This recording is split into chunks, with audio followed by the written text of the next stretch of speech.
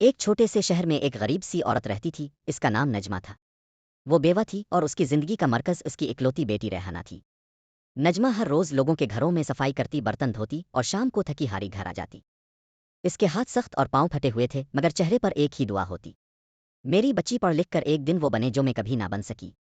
ریحانہ ذہین تھی مگر حالات بہت سخت تھے۔ کبھی گھر میں آٹا نہ ہوتا، کبھی دوائیوں کے پیسے نہیں ہوتے، مگر نجمہ اپنی بچی کے سامنے کبھی مایوس نہیں ہوتی تھی۔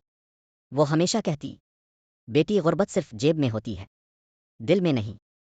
ایک دن اسکول میں اچانک یہ اعلان ہوا کہ اگلے ہفتے یونیفارم کے ساتھ نئی شال پہن کر آنا ضروری ہے۔ ریحانہ کا دل ڈوب گیا۔ گھر میں تو نئی چیز خریدنے کی گنجائش ہی نہیں تھی۔ وہ چپ چاپ گھر آئی، ماں سے کچھ نہ کہا مگر رات بھر روتی رہی۔ اگلی صبح نجمہ نے اپنی بیٹی کی سرخ آنکھیں دیکھ لیں۔ اس نے نرمی سے پوچھا: کیا ہوا جان ماں؟ ریحانہ نے ہچکیوں میں بتایا۔ نجمہ نے بس اتنا کہا: تو فکر نہ کر، تیری ماں اب بھی زندہ ہے نا۔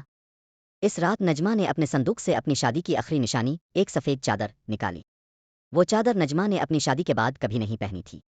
وہ اس کی سب سے قیمتی چیز تھی، مگر ماں کی محبت چیزوں سے کہیں زیادہ قیمتی ہوتی ہے۔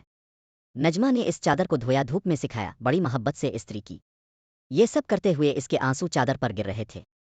اگلی صبح اس نے وہ چادر اپنی بیٹی کو تھمائی اور کہا: یہ تیری نہیں، میری سانسوں کی خوشبو ہے، اسے فخر سے اوڑھ کر جانا۔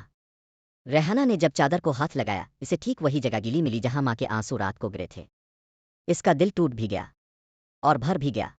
وہ اسکول پہنچی تو سب نے چادر کی تعریف کی، مگر وہ جانتی تھی اس چادر کی خوبصورتی کپڑے نے نہیں، ماں کے دل نے بنائی ہے۔ سال گزرے، ریحانہ پڑھتی رہی، محنت کرتی رہی اور ایک بڑے ادارے میں نوکری مل گئی۔ تنخواہ کی پہلی رقم ہاتھ میں آتے ہی دوڑی، سیدھی گھر پہنچی۔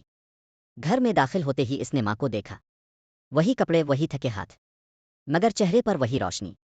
ریحانہ نے ماں کی ہتھیلیوں میں تنخواہ رکھ کر کہا: اماں، اپنی آخری چادر دے دی تھی، اب میری باری تھی۔